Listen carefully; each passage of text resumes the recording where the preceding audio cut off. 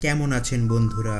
আজ আমরা এক্সপ্লেন করব জনপ্রিয় দক্ষিণ কোরিয়ান ওয়েব সিরিজ স্কুইড গেমের প্রথম সিজন নিয়ে। এই ওয়েব সিরিজের 3টি সিজন আসবে, এর মধ্যে 2টি সিজন এসে পড়েছে। আমি 3টি সিজনেরই ধারাবাহিকভাবে ভিডিও তৈরি করব, আশা করি আপনাদের সঙ্গে পাবো। আর কথা না বাড়িয়ে চলুন ভিডিও শুরু করা যাক। সিয়ং এই সিরিজের প্রধান চরিত্র। তার ছেলের জন্মদিন এসেছে।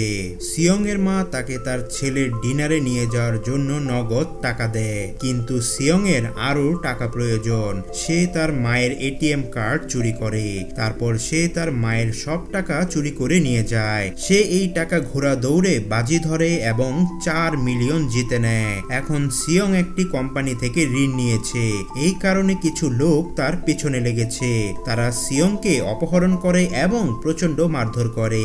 যখন সিয়ং তার পকেট চেক করে টাকা দেওয়ার জন্য, তখন সে দেখে তার কাছে কোনো টাকা নেই। এই টাকা ছিল ওই বাজি থেকে জেতা।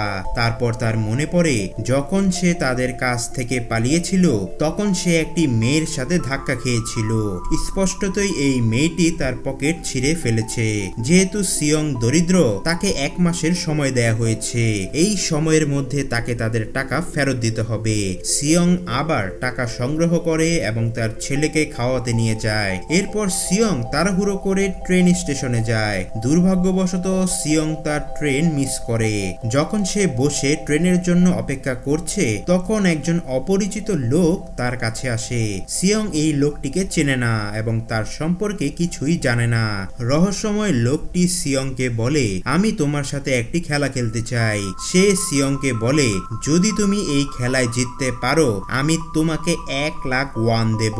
এত বড় অঙ্কের টাকার কথা শুনে সিয়ং খেলায় অংশ নিতে রাজি হয়। অনেক মারধর খাওয়ার পর সিয়ং খেলায় জিতে যায়। এর মানে সে 1 লাখ ওয়ান পাবে। অজানা লোকটি সিয়ংকে একটি কার্ড দেয় এবং বলে, যদি তুমি আরো টাকা উপার্জন করতে চাও তাহলে এই নম্বরে যোগাযোগ করো। বাড়ি ফিরে সিয়ং এর মা তাকে বলে, তোমার মেয়ে পরের বছর তার সৎ বাবার সাথে আমেরিকায় চলে যাচ্ছে। এখানে প্রকাশ পায় যে সিয়ং বিবাহ বিচ্ছেদ করেছে এবং তার স্ত্রী পুনরায় বিয়ে করেছে। সিয়ং কখনোই চায় না তার মেয়ে তার থেকে দূরে চলে যাক। মেয়েকে নিজের কাছে রাখতে তার প্রচুর টাকার প্রয়োজন, তাই সে ওই কার্ডের নম্বরে কল দেয়। সিয়ংকে একটি গাড়িতে নিয়ে যাওয়া হয়। সেখানে আরো মানুষ ছিল। তারা সবাই অজ্ঞান হয়ে যায় এবং তারা যখন জেগে ওঠে, তখন দেখে তারা 456 জনের একটি ফ্যাসিলিটিতে রয়েছে। তারা সবাই খেলোয়াড় হিসেবে সেখানে ছিল, কারণ তারা ইউনিফর্ম পরেছিল। এই ফ্যাসিলিটির হোস্ট ছিল একজন লোক, সে ছিল ফ্রন্টম্যান। সে তাদের উপর নজর রাখছিল। একটি সাধারণ বিষয় ছিল, যাদের এখানে আনা হয়েছিল তাদের অনেক ঋণ ছিল। সিয়ং প্লেয়ার নাম্বার 1 এর সাথে দেখা করে। সে ছিল একজন বৃদ্ধ মানুষ। তার মস্তিষ্কে টিউমার ছিল। তার জীবনও প্রায় শেষ হতে চলেছিল। 2 খেলোয়াড়ের মধ্যে ঝগড়া হয়, যেখানে মেয়েটির নাম ছিল সেবিয়ক এবং ছেলেটির নাম ছিল জাং। সেবিয়ক ছিল সেই মেয়ে যে সিয়ং এর টাকা চুরি করেছিল। সে তার পকেট মেরেছিল। সিয়ং তাকে দেখে চিনতে পারে। সে তার টাকার কথা জিজ্ঞেস করতে তার কাছে যায়। এদিকে কিছু গার্ড গোলাপি ইউনিফর্ম পরে আসে। তাদের মুখ ঢাকা ছিল। গার্ডরা খেলোয়াড়দের বলে, তোমাদের এখানে মোট 6টি খেলা খেলতে হবে। এই খেলার বিজয়ী প্রচুর পরিমাণে টাকা পাবে। তাদের একটি চুক্তিতে স্বাক্ষর নেওয়া হয়। চুক্তির প্রথম নিয়ম হলো, কোনো খেলোয়াড় স্বেচ্ছায় খেলা বাদ দিতে পারবে না। দ্বিতীয় নিয়ম হলো, যে খেলোয়াড় খেলতে অক্ষম হবে তাকে খেলা থেকে বাদ দেয়া হবে। এখানে বাদ দেয়া শব্দটির অর্থ কি, এটা আমরা পরে জানতে পারবো। তৃতীয় নিয়ম ছিল, যদি অধিকাংশ খেলোয়াড় খেলতে অনিচ্ছুক হয় তাহলে তারা চলে যেতে পারবে। এরপর তাদের খেলার জন্য নিয়ে যাওয়া হয়। সিয়ং তার শৈশবের বন্ধু সাংগুর সাথে দেখা করে, যাকে সে ছোটবেলা থেকে চেনে। সাংগুকে দেখে সিয়ং হতবাক হয়, কারণ সে ব্যবসার জন্য দেশের বাইরে চলে গিয়েছিল। প্রথম খেলার জন্য একটি বিশাল পুতুল ছিল। এই খেলার নিয়ম ছিল খুবই সহজ। যখন পুতুল গান গাইবে তখন তাদের এগিয়ে যেতে হবে, আর যখন গান থামবে তখন তাদের থামতে হবে। কেউ যদি নড়ে তাকে বাদ দেয়া হবে। প্রথমে সবকিছু মজার মতো মনে হয়েছিল, কিন্তু যখন একটি ছেলে নড়ে যায় তখন তাকে গুলি করে শেষ করে দেয়া হয়। এটাই ছিল বাদ দেওয়ার অর্থ। এর মানে তাদের মেরে ফেলা হবে। এটি দেখে সবাই আতঙ্কিত হয়ে পড়ে। তারা বুঝতে পারে তারা বিপদে পড়েছে। তারা ভয় পায় এবং আতঙ্কিত হয়ে এদিক ওদিক ছোটাছুটি করে। এখন খেলার নিয়ম অনুযায়ী যে নড়বে তাকে মেরে ফেলা হবে। যেভাবেই হোক বেঁচে যাওয়া খেলোয়াড়রা খেলাটি সম্পন্ন করে। মৃতদেহগুলো সরিয়ে ফেলা হয়।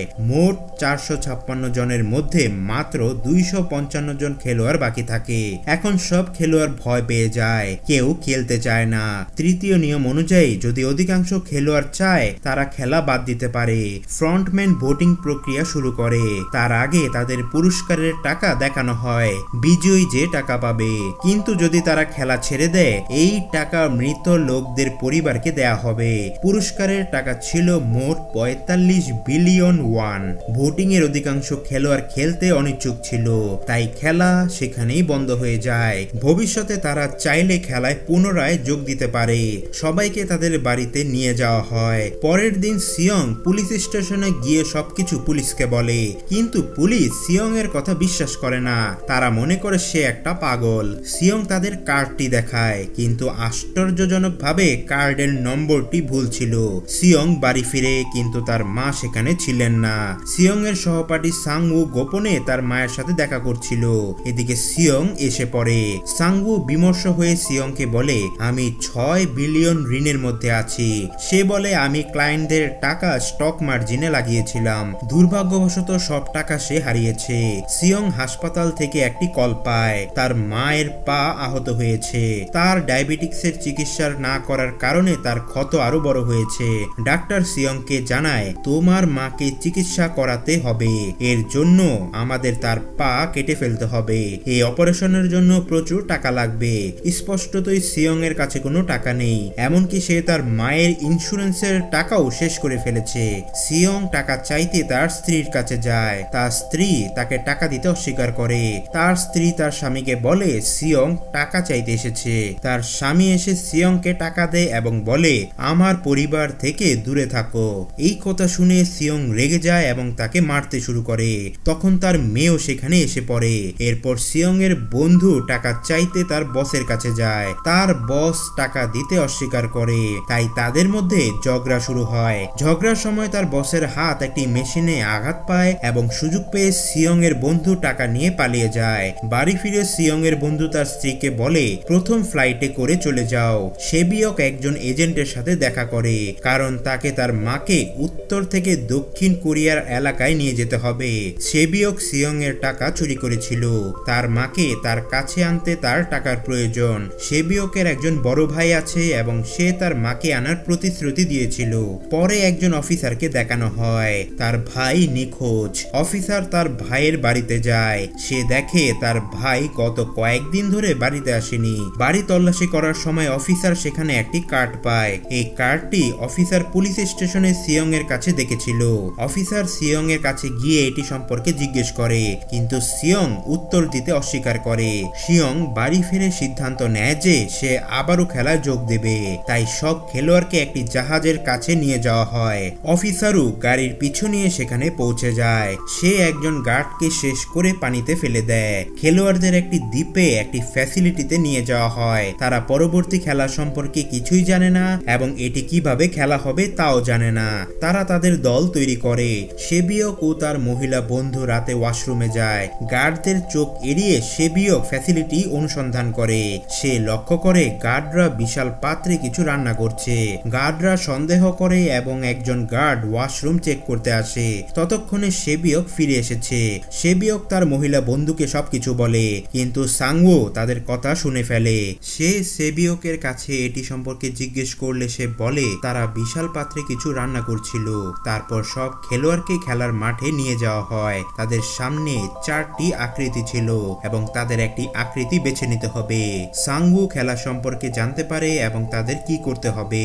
সাংওু সিয়ংকে বলে তাদের সবাইকে আলাদা আকৃতি বেছে নিতে হবে। এরপর তাদের একটি ছোট পাত্র দেওয়া হয় যাতে আকৃতি তৈরি করা ছিল। তাদের খেলা হলো যেভাবেই হোক আকৃতিটি বের করতে হবে, কোনো ক্ষতি না করে। কিন্তু যদি আকৃতি ক্ষতিগ্রস্ত হয় তবে তারা বাদ পড়বে, এর মানে তাদের মেরে ফেলা হবে। সাংওু সহজেই আকৃতি বের করে ফেলে। সিয়ং আতঙ্কিত হয়ে খারাপ অবস্থায় পড়ে, কিন্তু তারপরও সে যেভাবেই হোক এই খেলায় জিতে যায়। তাদের রুমে ফিরিয়ে নিয়ে যাওয়া হয়। 187 জন খেলোয়াড় ফিরে এসেছিল এবং এখন তাদের মধ্যে 108 জন বাকি ছিল। এরপর তাদের খাবার দেওয়ার জন্য নিয়ে যাওয়া হয়। খাবারের জন্য জাং একটি ছেলের সাথে ঝগড়া করে। জাং ছেলেটিকে মারধর করে এবং তাকে ঘটনাস্থলেই শেষ করে দেয়। খেলোয়াড়দের মধ্যে একজন ডাক্তার দেখানো হয়। সে গার্ডদের সাহায্যে মৃত মানুষের অঙ্গ চীনাদের কাছে বিক্রি করে। তাই যখনই মৃতদেহ নিয়ে যাওয়া হতো তারা সেগুলো গায়েব করে দিত। এটি সব একটি পরিকল্পনা অনুযায়ী হচ্ছিল। এটি ফ্রন্টম্যানের থেকে গোপনে হচ্ছিল। এই কারণে তারা তাদের নিজেদের লোককে কন্ট্রোল রুমে বসিয়েছিল। সে সমস্ত ভিডিও ফুটেজ মুছে ফেলত। গার্ডরা ইতোমধ্যে ডাক্তারকে খেলা সম্পর্কে সচেতন করেছিল যাতে সে বেঁচে থাকে। একজন গার্ড ডাক্তারকে জানায়, আমরা আজ খেলোয়াড়দের কম খাবার দিয়েছি, তাই তারা একে অপরের সাথে লড়াই করবে। এর ফলে সব দুর্বল খেলোয়াড় খেলা থেকে বাদ পড়বে। এর সাথে গার্ড ডাক্তারকে তাদের পরবর্তী খেলা সম্পর্কে বলে। এখন 30 মিনিট পর লাইট বন্ধ হতে চলেছে। সাংওু জানে যে সিয়ং এর দল কিছু বোকামি করবে। সে তার দলকে ডেকে তাদের শান্ত থাকতে বলে। ডাক্তার খেলোয়াড় জাং এর দলে যোগ দেয়। এখানে ডাক্তার জাংকে পরবর্তী খেলা সম্পর্কে বলে। এরপর লাইট বন্ধ হয়ে যায় এবং জাং তার দল নিয়ে সবাইকে মারধর করে। একটি মেয়েকে শেষ করার পর জাং সেবিয়ককে শেষ করতে যায়, কিন্তু সিয়ং তাকে বাঁচায়। গার্ডরা এসে তাদের নিষেধ করে। এখন মাত্র 80 জন বাকি ছিল। পরে তাদের তৃতীয় খেলার জন্য নিয়ে যাওয়া হয়। তাদের 10 জনের একটি দল তৈরি করতে বলা হয়। তারা তাই করে এবং তাদের দল তৈরি করে। জাং আগামী খেলা সম্পর্কে জানে।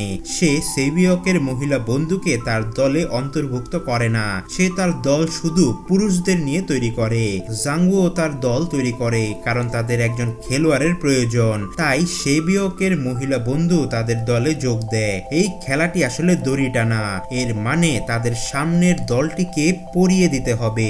খেলা শুরু হয়। জাং এর দল সহজেই এই খেলায় জিতে যায়। এখন সাংওু এর দলের পালা ছিল। প্লেয়ার নম্বর 1 বৃদ্ধ লোকটি বলে, আমি আমার জীবনে অনেক দড়ি টানা খেলেছি, তাই সে তাদের কিভাবে এই খেলায় জিততে হবে তা গাইড করে। তারা যেভাবেই হোক খেলায় জিতে যায়। এরপর 30 মিনিট পর লাইট বন্ধ হওয়ার দৃশ্য দেখানো হয়। এতে সাংওু তাদের প্রস্তুত থাকতে বলে। তারা সিদ্ধান্ত নেয় তারা একে একে পাহারা দেবে। জাং এর দলে বুদ্ধিমান খেলোয়াড় ছিল, তাই জাং ভয় পাচ্ছিল যে তার দল থেকে তাকে বাদ দিয়ে দেবে। এখন ডাক্তার এবং গার্ডরা মৃতদেহের অঙ্গ বের করছিল। গার্ড নম্বর 28 এবং 29 এই অঙ্গগুলো পৌঁছে দিতে যাবে। তারা মৃতদেহের একটি কিডনি থাকার কথা বলে এবং তাকে জম্বি বলে। গার্ড নাম্বার 29 ছিল সেই অফিসার ওয়াং যাকে অঙ্গ পৌঁছে দিতে হবে। সে গার্ডের পোশাক পরে এসে সন্দেহ করে তারা তার ভাইয়ের কথা বলছে, কারণ তারও একটি কিডনি ছিল। তারপর নম্বর 28 এবং 29 অঙ্গ পৌঁছে দিতে যায়। পথে অফিসার টানেলে একটি বোমা লক্ষ্য করে। নম্বর 28 তাকে বলে, আমরা যখন বাইরে যাব এই জায়গাটি বিস্ফোরিত হবে। অফিসার নম্বর 28 থেকে আরো তথ্য নেয়ার চেষ্টা করে। নম্বর 28 তার উপর সন্দেহ করে। সে অফিসারকে তার মুখ দেখাতে বলে। মুখ দেখানোর সময় অফিসার নম্বর 28 এর উপর বন্দুক তাক করে। অফিসার তাকে জিজ্ঞাসা করে, এক কিডনি বিশিষ্ট লোকটি কে? তোমরা যাকে জম্বি বলছো আসলে সে কে? নম্বর 28 বলে, সে একজন মেয়ে ছিল। তুমি নেতার রুমে গিয়ে সব তথ্য পেতে পারো। সবার তথ্য সেখানে আছে। এটা জেনে অফিসার নম্বর 28 কে শেষ করে দেয়। অন্যদিকে ডাক্তার গার্ডের কাছে পরবর্তী খেলা সম্পর্কে জিজ্ঞাসা করে, কিন্তু এবার গার্ডরাও পরবর্তী খেলা সম্পর্কে জানতো না। ডাক্তার ক্ষিপ্ত হয়ে ওঠে। সে একজন গার্ডকে ধরে লড়াই করে এবং গার্ডকে শেষ করে পালিয়ে যায়। একজন গার্ড তাকে তাড়া করে এবং একটি খেলার মাঠে পৌঁছে। গার্ড তাকে ফাঁদে ফেলে শেষ করতে যাচ্ছিল, কিন্তু ফ্রন্টম্যান এসে তাকে শেষ করে। পরে সে ডাক্তারকেও শেষ করে দেয়। ফলে সে নম্বর 28 এরও মৃতদেহ পায়। সে জানে ফ্যাসিলিটিতে কেউ আছে। অফিসার নেতার রুমে যায়। তল্লাশি করতে গিয়ে সে একটি রুমে পৌঁছে যেখানে সবার ইনফরমেশন ছিল। অফিসার চেক করে এবং বিজয়ীদের রেকর্ড পায়। তার ভাইয়েরও সেখানে নাম ছিল। এর মানে সে বিজয়ী ছিল। খেলোয়াড়দের চতুর্থ খেলার জন্য নিয়ে যাওয়া হয়। তাদেরকে সঙ্গী বেছে নিতে বলা হয়। খেলোয়াড়রা তাই করে এবং তাদের সঙ্গী বেছে নেয়। সেবিয়কের মহিলা বন্ধুও তার সঙ্গী খুঁজতে চেষ্টা করে। কেউ তার সঙ্গী হতে প্রস্তুত ছিল না।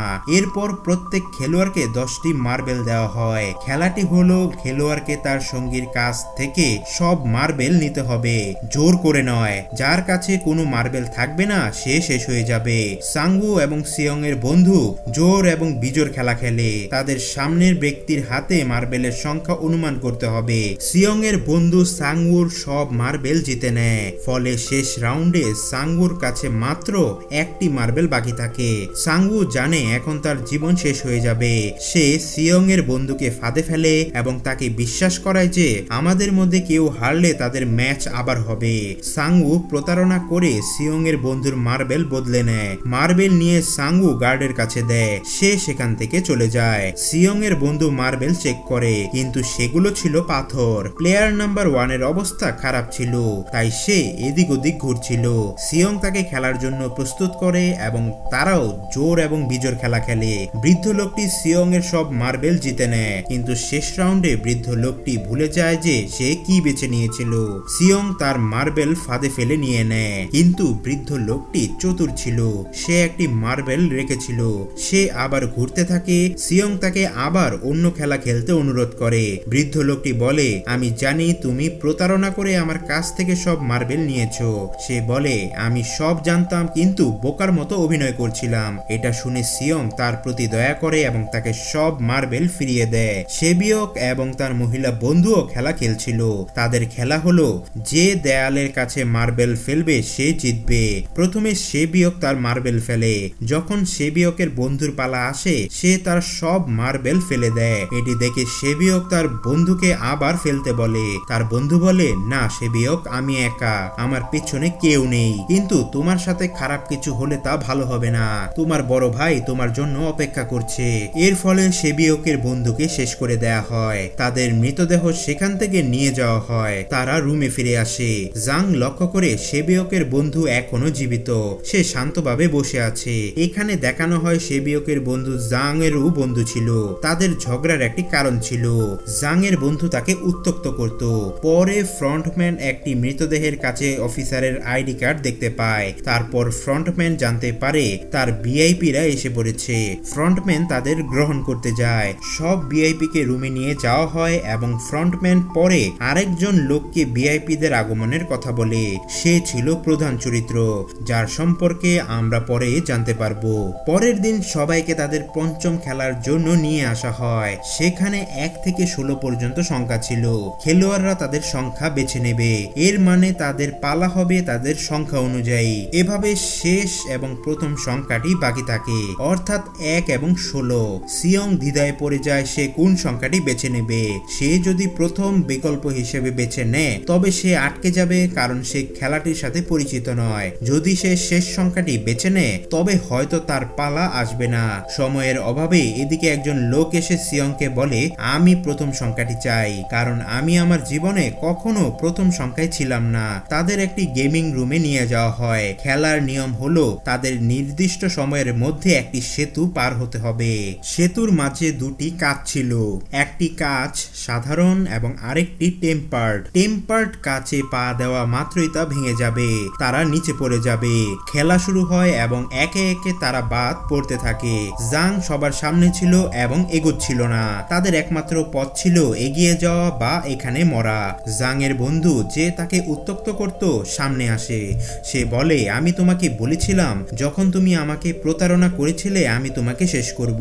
সে জাংকে ধরে লাফ দেয়। ফলে তারা দুজনেই শেষ হয়ে যায়। একজন লোক ছিল যে একটি কাচের কোম্পানিতে কাজ করত। সে জানতো কোন কাচটি টেম্পার্ড। ফ্রন্টম্যান যখন এটি জানতে পারে তখন সে সব লাইট বন্ধ করে দেয় যাতে তারা কাচ চিনতে না পারে। তাদের শেষ ধাপের জন্য সময় নেই, তাই সাংওো লোকটিকে ধাক্কা দেয়। সাংওো, সিয়ং এবং সেবিয়ক সেতুটি পার হয়, কিন্তু ভাঙা কাচের কারণে তারা আহত হয়। সেবিয়কও আহত হয়েছিল। অন্যদিকে অফিসার একজন সেবককে শেষ করে তার জায়গা নিয়েছে। একজন ভিআইপি অফিসারের ওপর সন্দেহ করে। সে তাকে মুখোশ খুলতে বলে। অফিসার বলে, ঠিক আছে, কিন্তু আমি ভেতরে যাওয়ার আগে আমার মুখোশ খুলবো। তারপর অফিসার ভিআইপির সাথে ভেতরে যায়। ভিতরে গিয়ে অফিসার ভিআইপি কে অজ্ঞান করে দেয় এবং ফ্রন্টম্যান এটি জানতে পারে। ফ্রন্টম্যান তাকে তাড়া করে এবং অফিসারকে দেখে ফেলে। অফিসার পালিয়ে একটি দ্বীপে পৌঁছে। ফ্রন্টম্যানও তাকে তাড়া করে সেখানে পৌঁছায়। অফিসার তার সিনিয়রদের কল করার চেষ্টা করে, কিন্তু কলটি বিচ্ছিন্ন হয়ে যায়। অফিসার তাকে সব প্রমাণ পাঠায়, কিন্তু নেটওয়ার্ক ছিল না। ফ্রন্টম্যান অফিসারকে ধরে এবং তাকে তার সাথে যেতে বলে, কিন্তু অফিসার ফ্রন্টম্যানের দিকে গুলি ছোড়ে। যখন ফ্রন্টম্যান তার মুখোশ খোলে তখন অফিসার বুঝতে পারে এটি তার ভাই। অফিসারের ভাই অর্থাৎ ফ্রন্টম্যান তাকে গুলি করে, সে পানিতে পড়ে যায়। অন্যদিকে সেবিয়ক কাচের কারণে আহত হয়েছিল, তার রক্তক্ষরণ হচ্ছিল।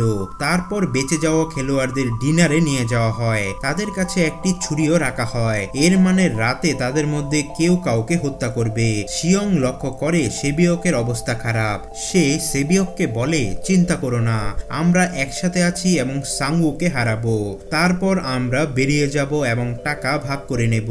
সেবিয়ক তাকে বলে আমার একজন বড় ভাই আছে, আমি তাকে একটি এতিমখানায় রেখে এসেছি, যদি আমাদের মধ্যে একজন বেরিয়ে যায় তাকে আমাদের দুই পরিবারের যত্ন নিতে হবে। সেবিয়কের অবস্থা খারাপ ছিল, তার ডাক্তারের প্রয়োজন। সিয়ং সাহায্য চাইতে যায় কিন্তু ফিরে এসে দেখে সাংওু সেবিয়ককে শেষ করে দিয়েছে। পরের দিন তাদের শেষ খেলার জন্য নিয়ে যাওয়া হয়। খেলার নিয়ম ছিল সহজ, মরতে হবে মৃত হওয়ার জন্য।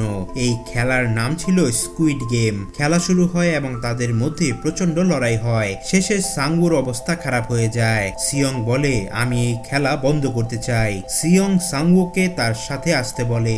সাংওু নিজেকে শেষ করে দেয় এবং এর ফলে সিয়ং খেলায় জিতে যায়। ফ্রন্টম্যান সিয়ংকে বলে তুমি ভালো খেলেছো, কিন্তু আমি এটা আশা করিনি। তারপর সিয়ংকে তার বাড়িতে নামিয়ে দেয়া হয়। তার কাছে একটি এটিএম কার্ড ছিল। যখন সে চেক করে তখন দেখে তার সব টাকা স্থানান্তর করা হয়েছে। সিয়ং তার বাড়িতে যায় কিন্তু তার মা তার পৌঁছানোর আগেই মারা গিয়েছে। এরপর 1 বছর পরের দৃশ্য দেখানো হয়। সিয়ং এর অবস্থা খারাপ ছিল এবং সে মাদক গ্রহণ করত। সে এখনো টাকা ব্যবহার করেনি। একজন মহিলা যিনি ফুল বিক্রি করতেন সিয়ং এর কাছে আসেন এবং তাকে সেই কার্ডটি দেন। কার্ডে একটি ঠিকানা উল্লেখ ছিল। সিয়ং সেই ঠিকানায় যায়। সেখানে সে জানতে পারে এটি সব প্লেয়ার নাম্বার 1 অর্থাৎ বৃদ্ধ লোকটি করেছে। সে এখনো জীবিত ছিল এবং বৃদ্ধ লোকটি সিয়ংকে বলে আমি আমার জীবনে ক্লান্ত, আমি আমার ক্লায়েন্টদের সাথে এই খেলাগুলো তৈরি করেছি যাতে আমি মানুষের মৃত্যু দেখে আনন্দ পাই, কিন্তু আমরা কাউকে জোর করে এটি করতে বাধ্য করিনি। আমি খেলায় অংশ নিয়েছিলাম কারণ খেলা দেখার চেয়ে খেলা বেশি উপভোগ্য। সে বলে তোমার কাছে যে টাকা আছে তা আমার। এটি বলে বৃদ্ধ লোকটি মারা যায়। সে তাকে সাংওর মায়ের কাছে রেখে আসে এবং তাকে এই বাচ্চাটির যত্ন নিতে বলে। সে তাকে একটি টাকায় ভরা ব্যাগও দেয়। সিয়ং স্টেশনে যায় এবং সেই লোকটিকে দেখতে পায় যার সাথে সিরিজের একদম শুরুতে তার সাথে দেখা হয়েছিল। সিয়ং তাকে তাড়া করে কিন্তু সে পালিয়ে যায়। তারপর সিয়ং কার্ডের নম্বরে কল করে এবং জিজ্ঞাসা করে তারা কারা এবং কেন তারা মানুষের সাথে এটি করছে, কেন তোমরা অন্য মানুষের জীবন নিয়ে ছিনিমিনি খেলছো। কিন্তু উত্তর ছিল সিয়ং তুমি যদি বাঁচতে চাও তাহলে প্লেনে উঠে আমেরিকায় নিজের মেয়ের কাছে চলে যাও। আর এর মধ্য দিয়েই প্রথম সিজন শেষ হয়ে যায়। সো বন্ধুরা এই ছিল স্কুইড গেম সিজন 1 এর এক্সপ্লেনেশন। যদি ভিডিওটি ভালো লাগে অবশ্যই লাইক কমেন্ট করার মাধ্যমে জানাবেন। দেখা হচ্ছে পরবর্তী ভিডিওতে, ততদিন ভালো থাকবেন এবং আশেপাশের পরিবেশকেও ভালো রাখবেন। Till then stay with PD reviews.